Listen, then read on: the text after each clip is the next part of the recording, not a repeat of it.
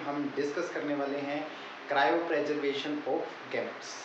तो फिश की जो न्यू टेक्नोलॉजी है, न्यू टेक्नोलॉजी के अंडर हम इस टॉपिक को रीड करने वाले हैं। जैसे प्रीवियस जो वीडियो थी हमारी, उसके अंदर हमने देखा introduction of new technology of fish culture. तो यहाँ पे हम सबसे पहली टेक्नोलॉजी है हमारी जिसको हम बोल रहे हैं क्रायो प्रेजर्वेशन। अब जो क्रायो प्रेजर्वेशन है वो क्या होता है? क्रायो प्रेजर्वेशन की अगर बात करें तो प्रेजर्वेशन, इसकी मैं अगर बात करूं तो यहाँ पे हो सकता है कि आपने इसको पहले पढ़ा हो, ठीक है, तो भी आप अगर इसको देखना चाहो तो क्रायो प्रेजर्वेशन एक ऐसी टेक्निक है, एक ऐसी प्रोसेस है जिसके अंडर जो गैमेट होते हैं, गैमेट्स होते हैं, उनको प्रेजर्व करके रखा जाता है, प्रेजर्व करके रखा जाता है लॉन्ग टाइम के लिए। ये प्रोसेस हो सकती है कि गैमेट को संभाल के रखना, because we know that gamete का जो लाइफ टाइम होता है वो बड़ा ही कम होता है। तो गैमेट को लॉन्ग टाइम के लिए स्टोर करके रखना, ये किसका काम है? ये काम है एक प्रोसेस के अंदर जिसको हम रीड करते हैं, ठीक है। ह्यूमन बीइंग का वैसे तो आर्टिफिशियल काम है ये, ठीक, आर्टिफिशियल तरीके से इसको रखा जाता है। किसके अंदर रखा जाता है? या तो सॉलिड कार्बन डाइऑक्साइड के अंदर रखा जाएगा या फिर लिक्विड नाइट्रोजन के अंदर इनको रखा जाएगा। अच्छा, अगर टेम्परेचर की बात हो तो टेम्परेचर कितना होना चाहिए? 0 से -5 डिग्री सेल्सियस का जो टेम्परेचर है वो होता है। 0 से -5 डिग्री सेल्सियस का जो टेम्परेचर है वो लगभग होगा ही होगा इसके लिए, जब हमें क्रायो प्रेजर्वेशन करनी है। क्रायो प्रेजर्वेशन किस किस की हो सकती है? जो सीमन है, सीमन है, सीमन मतलब यहाँ पे गैमेट जिसके अंदर इंक्लूड होते हैं उसको सीमन बोला जाता है। जो गैमेट होंगे मेल या फीमेल के जिसके अंदर इंक्लूड होंगे उसको सीमन बोला जाता है। तो सीमन किस किस के? जैसे कि पिग है, हॉर्स है, ठीक है, और कैटल के सीमन हैं, उनको प्रेजर्व करके रखा जाता है लॉन्ग टाइम के लिए to increase the chances of breeding के चांसेस को इंक्रीज करने के लिए। अब इसके अलावा जो फिशेस हैं इनके अंदर भी ये टेक्नोलॉजी इंट्रोड्यूस हो चुकी है, ये टेक्नोलॉजी इनके अंदर भी इंट्रोड्यूस्ड हो चुकी है।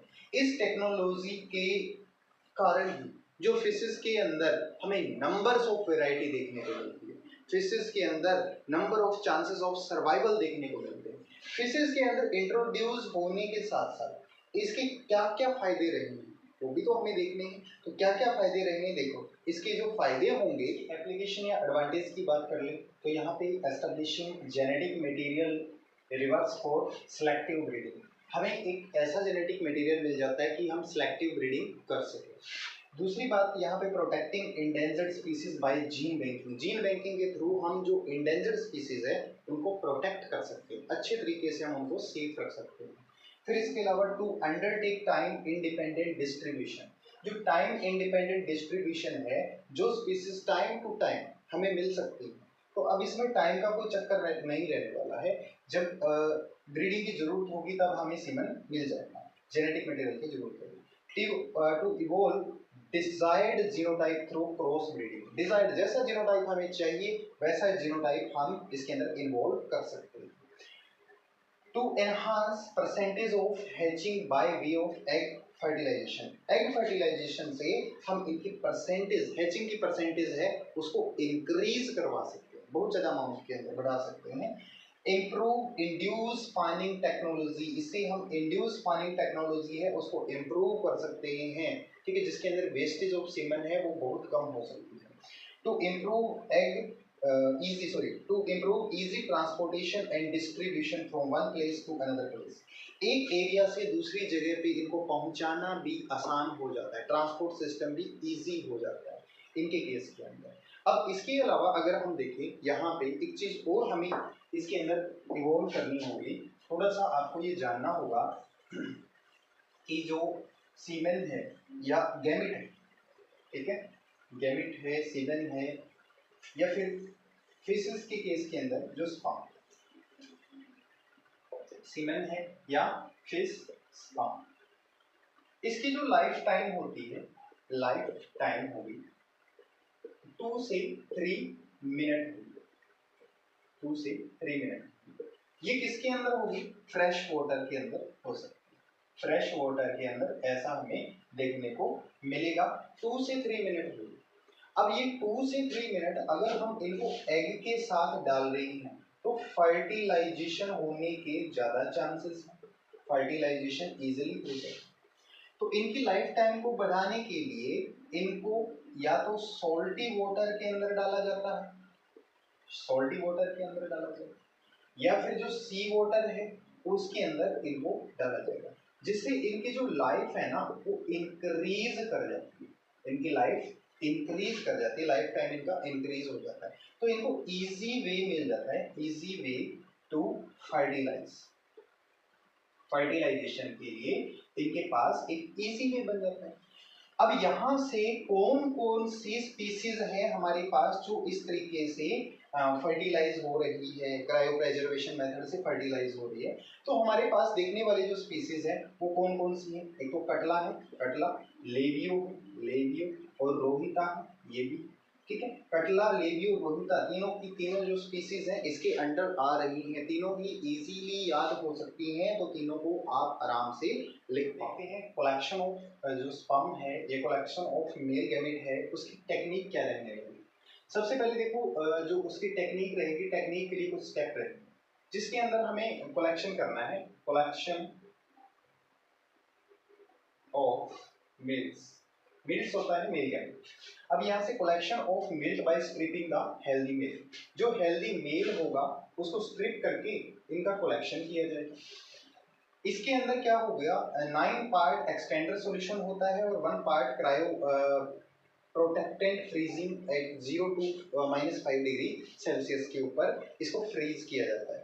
9 पार्ट इसका क्या होगा, एक्सटेंडर सॉल्यूशन होगा। उसके अंदर क्या क्या होगा, देखो इनको जब भी कलेक्ट किया जाएगा, किसके अंदर कलेक्ट किया जा सकता है, जैसे कि ग्लास ट्यूब है, ठीक है, हेमोलाइसिस एम्प्यूल्स है, ठीक है, और या फिर बैग हो सकता है, कोई भी प्लास्टिक बैग या किसी भी तरीके का ट्यूब बैग हो सकता है, उनके अंदर इसको कलेक्ट किया जाएगा। अब इसके अंदर 1:9 जो हमें देखने को मिल रहा है, 1:9, 9 रेशो के अंदर हमारे पास क्या, एक्सटेंडर सॉल्यूशन।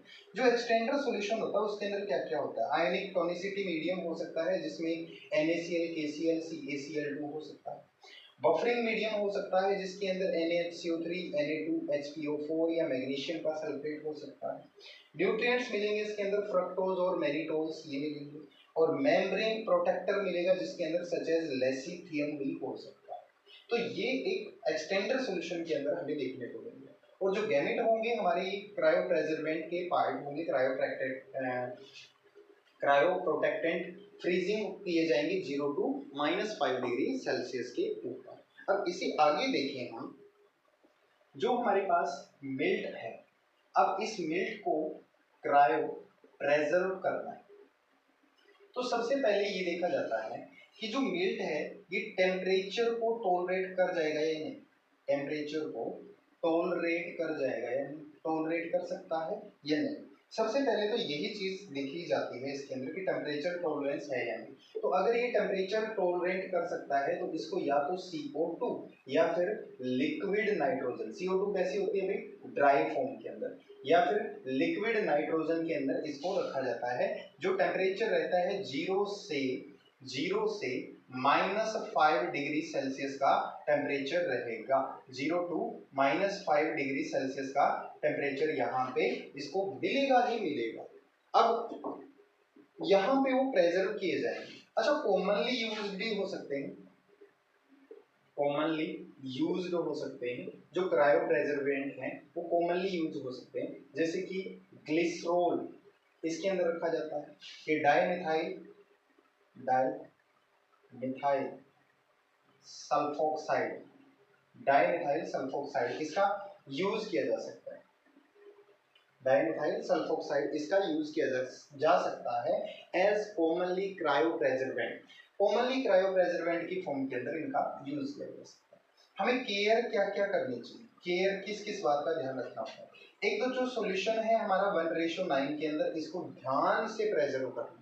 एक तो जो बैग है दोनों तरफ से टाइटली पैक होना चाहिए, ठीक है, उसको यानी कि सील्ड कर दिया जाता है, टाइटली पैक कर दिया। अच्छा ये अच्छी बात है, ध्यान रखने वाली बात है, ताकि कहीं से भी इसके अंदर कोई हार्म ना। एक उनका केयर ये रखी जाएगी कि उनको किसी तरीके का कोई हार्म ना। जब उनकी प्रेजर्वेशन हो रही है, क्रायो प्रेजर्वेशन में भी लिक्विड नाइट्रोजन के अंदर जब उनको रखा जा रहा है, यहाँ पे एक खास बात है भाई ध्यान रखने वाली, तो उनके अंदर जो आइस फॉर्मेशन के ऊपर ध्यान दिया जाता है, जिसको हम क्या बोलते हैं,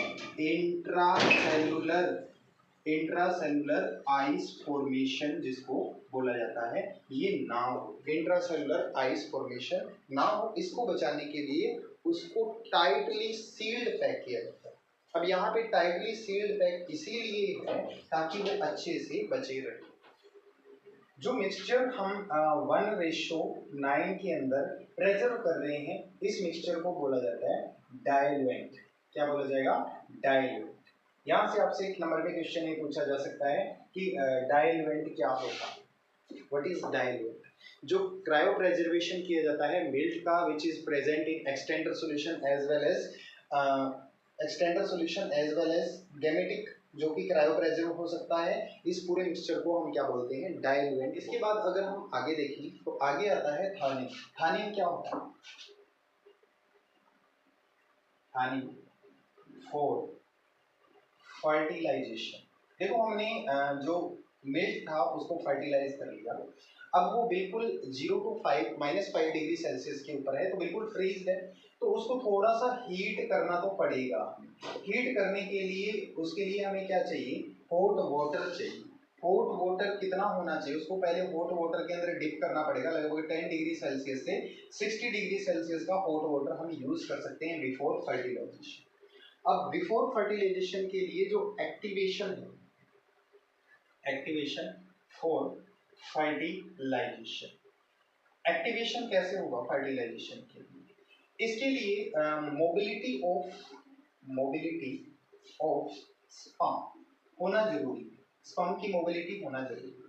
अच्छा जैसे ही हम एग के ऊपर डालते हैं मिल्क को, एग के ऊपर डालते हैं मिल्क को, कि वो कितना जल्दी एक्टिवेट हो रहा है उसके साथ, कितना जल्दी एक्टिवेट हो रहा है उसके साथ, कितना जल्दी रिएक्ट कर रहा है।